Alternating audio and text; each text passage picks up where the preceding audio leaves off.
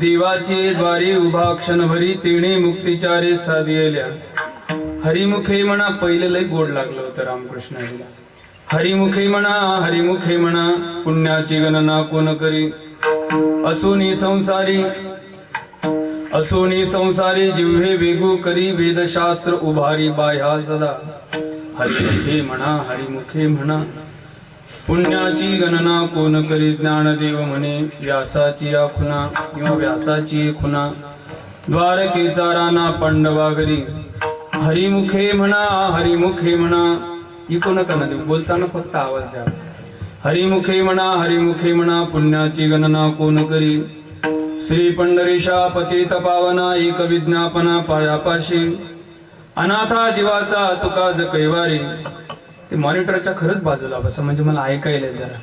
अनाथा जीवाचा तुकाज कैवारी ऐसी चराचरी वृदावळी.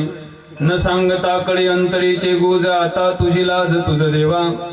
अनाथा जीवाचा तुकाज कैवारी ऐसी चराचरी वृदावळी. पांडुरंगा करू प्रथम नमन दुसरे चरणा संतांचे. तात्या म्हणतात हे वाट गोमटी वैकुंठासी जाता. रामकृष्ण कथा दिंडी ध्वजा. श्री ज्ञानेश भगवान विष्णू निवृत्तीर भगवान हरहा. सोपानो भगवान ब्रह्मा मुक्ताख्या ब्रह्मचित्कला. नमो सद्गुरु तुकया ज्ञानदीपा. नमो सद्गुरु सच्चिदानंद रूपा. नमो सद्गुरु भक्त कल्याण मूर्ती. नमो सद्गुरु भास्करा पूर्ण कीर्ती. सेवे लागी सेवक झालो तुमच्या लागलो निज चरणा. अहो स्वामी तुकया देवा यावरी न करावा अव्हेरू. संपाद ज्ञानम च विदाय भक्तिं विलोकितो येन समाधिराज. वैराग्यवंतम सुविचारयुक्तम नमामि जोगम शिरसा गुरुंतम. बसलेल्या सर्वांनी सोबत म्हणा माझ्या सोबत. बसलेले फक्त गुरुर ब्रह्मा गुरुर विष्णू गुरुर्देव महेश्वरा.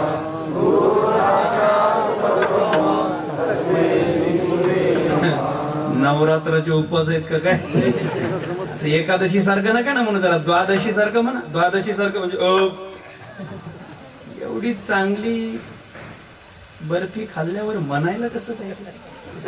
आणि उद्या तो जोरात म्हणा सगळ्यांना. गुरुर ब्रह्मा गुरुर विष्णू गुरुर्देव महेश्वरा गुरुर् साक्षात् परब्रह्म तस्मै श्री. तेवी मी जे जे बोले ते प्रभू तुमचे शिकविले. म्हणून अवधारी जो आपुले आपण देवा. मस्तक हे पायावरी. मला निळोबारायचं म्हणायचं. मस्तक हे पायावरी राहो निरंतरे संतांच्या.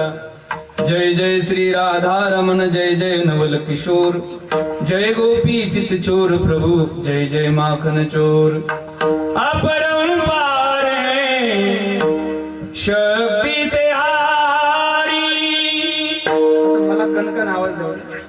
तुम परी से अवध बिहारी.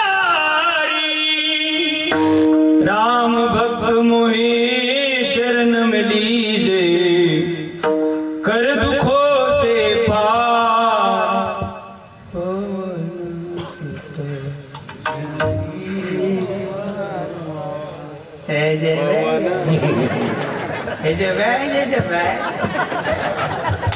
मना लाडक्या बहिणी पवन सुत.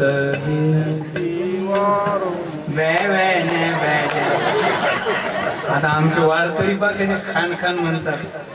कास घालूनच आहे आपलं सगळं काम. हे दुःख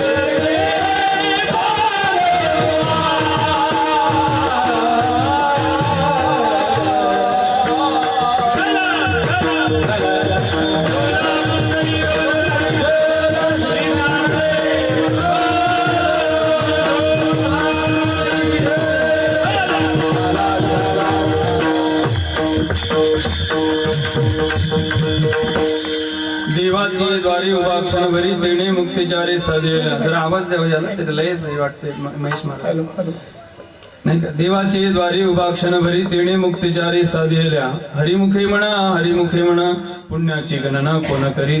ही खूप कमी असला तर चालेल, फक्त आवाज द्या.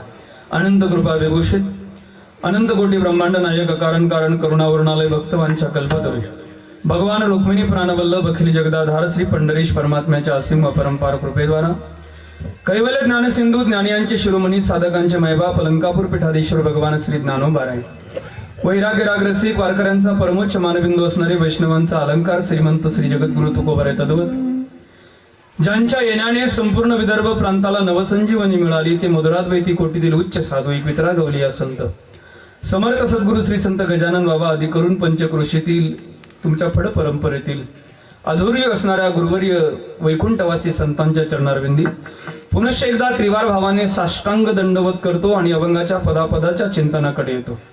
सेवेकरता निवडलेला अभंग ज्ञानोबारांचा अत्यंत पवित्र ग्रंथ असणाऱ्या वारकरी परंपरेतील हरिपाठ नावाचा ग्रंथ. या ग्रंथामधील पहिल्याच क्रमांकाचा अभंग. या अभंगामधून आपल्याला भगवान श्री ज्ञानोबाराय हरिनाम घेण्याविषयी आग्रह करतात, म्हणजे थोडक्यात उपदेश करतात.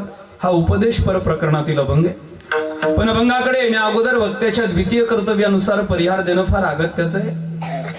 द्वितीय कर्तव्यानुसार म्हणतो मी, आद्य कर्तव्यानुसार नाही. एखादा वक्ता म्हणेल की माझ्या आद्य कर्तव्यानुसार तर समजून जायचं ते टिपणे. हे ज्याला कळालं त्याला कळालं, बाकीच्यांनी प्रसाद घेऊन घरी जावं. कारण वक्त्यांनी बोलत असताना 40 भागामध्ये बोलावं, त्याला बोलायला जर वेळ नसेल तर त्याने 4 भागात बोलावं. प्रतिज्ञा परिहार प्रस्तावना आणि विशदीकरण त्यातला दुसरा भाग आहे परिहार. शास्त्राने त्याला उपोद्घात म्हटलंय. त्याची व्याख्या अशी आहे, यत् कार्यम वर्तमाने भवनवा घटनस्ति तस्य कार्यस्य कारण यत् प्रतिपादनम तद उपोद्घातत्व. जे कार्य वर्तमान दिसतंय त्या कार्याच्या कारणाविषयी बोलणं, याला उपोद्घात म्हणजेच परिहार द्यावा लागतो. परिहार सामान्य जीवाला द्यावा लागतो की मंदा सुमंद मतयो मंद भाग्या उपद्रुतः. मंद बुद्धी असणाऱ्या जीवांना दररोज परिहार द्यावा लागतो. आपल्या गावात सप्ताह सुरू आहे, पण परिहार दोघांना द्यावा लागत नाही. ते संत आणि देव विश्वंभर परिहाराची न लगे. देव आणि संतांना परिहार द्यावा लागत नाही असे अनेक वचन आहेत. आणि माझं कीर्तन जरासं काटेकोर पद्धतीत असेल, म्हणजेच ते बांधणीतलं असेल आणि ते प्रमाणातल्या बांधणीतलं असेल. उगाच ते संजय गांधी निराधार योजनेसारखं कीर्तन नसेल, बडबड सुरू, पण त्याला आधार नाही. 6 आधाराने बोलणार आहे. पण अभंगाकडे येण्या अगोदर वक्त्याच्या द्वितीय कर्तव्यानुसार परिहार देणं अगत्याचं आहे. ग्रंथ पदस्पर्शाने संत पावन विचाराने आणि अनेक संतांच्या पदस्पर्शाने पावन झालेल्या मौजे धोत्रानंद या अत्यंत पवित्र ग्रामामध्ये जवळजवळ सुवर्ण महोत्सवाकडे आपली अगदी जवळचीच वाटचाल पूर्णत्वाला आलेली आहे. आणि या वर्षीच्या या 46व्या या नामयज्ञामध्ये थोडी मिस्टेक आहे, 46व्या नामयज्ञामध्ये ही कीर्तन सेवा माझ्यासारख्या एका सामान्य साधकाकडे आलेली आहे. आता जवळजवळ 5वा दिवसच माझ्यासारख्या सामान्य साधकाकडे आलेली आहे, ज्यांच्याकडून हे कीर्तन विशेष आग्रहाने माझ्याकडे आलं. तसं तर मी कीर्तनाला गेलो की दुसऱ्या वर्षी लोक मला बोलवत नाही, म्हणजे मी जरा विनोदाने बोललो, पण बोलणं जरा माझं परखड आहे. कारण बापाचे गुण पोरात येतात ते तसं आहे, आणि म्हणजे गुरुचे गुण शिष्यात येतात, त्या पद्धतीचं बोलणे. पण आदरणीय आमचे प्रभाकरजी महाराज चेके, म्हणजे आदरणीय आमचे बंडू महाराज, आमची गुरुवर्य तात्या, ज्यांना आनंदाने बंडू पंत असं म्हणतात, आपल्या परिसराचं वैभव वारकरी फड परंपरेला शिरवडकरांच्या परंपरेमधील एक अनुग्रहित वारकरी म्हणून ज्यांना संबोधलं जातं. गाथा भजनाची निष्ठा ज्यांनी पाळलेली आहे ते आदरणीय आमचे बंडूजी महाराज यांच्याकडून ही कीर्तन सेवा माझ्यासारख्या सामान्य साधकाकडे आलेली आहे. माझ्यावर नितांत प्रेम करणारे आदरणीय आमचे भगवानरावजी मुंडे साहेबांनी सुद्धा विशेष आग्रह केला. या पद्धतीने येण्याचा सुवर्ण योग आहे. आज कीर्तनाला मोठा दुग्ध शर्करा नाही, दुग्ध शर्करा सहित केशर असा योग आहे. ते हरिभक्तपरायण आदरणीय आपल्या विदर्भाचं वैभव आणि विदर्भाचा ढाण्या वाघ म्हणून ज्या अनेक लोकांनी ज्यांना संबोधलंय ते मृदंग क्षेत्रातील एक वाघच व्यक्तिमत्व हरिभक्तपरायण आदरणीय महेश महाराज आहेत. एकदा महाराजांसाठी जरा जोरदार टाळ्या वाजवा. मला वाटते अलीकडच्या काळात मेहकरमध्ये कळंबेश्वरला महाराजांची मोठी वारकरी शिक्षण, त्याच्या सूचना मी पुढे देणार आहे. ज्यांनी सुंदर पुढे चाल गायली ते आदरणीय हरिभक्तपरायण कृष्णा महाराज. तसं त्यांचं वागणं कृष्णासारखंच आहे, पण ते लक्षात आलं माझ्या कृष्ण महाराज. दुसरी भेट आहे, पहिल्या भेटीत थोडं जुळलं नाही आपलं, पण आता जरा बरं वाटलं थोडं मला असं. म्हणजे मला शॉर्ट बर्ड स्वीट आवडतं, हे तुमच्या लक्षात आलं. जास्त जेवायचं नाही, कमी जेवायचं पण गोड जेवायचं असं. पण तुम्ही तेव्हाही गोड जेवलेत, पण मला वेळ नव्हता, पण आताही कमी वेळेत जास्त गोड जेवलेत. आमच्या कृष्णा महाराजसाठी एकदा जरा गोड टाळ इकडून आदरणीय त्यांच्याच पद्धतीत गायलेली हरिभक्तपरायण आदरणीय दोघही कृष्णा बंधू कीर्तनाला उपस्थित आहेत.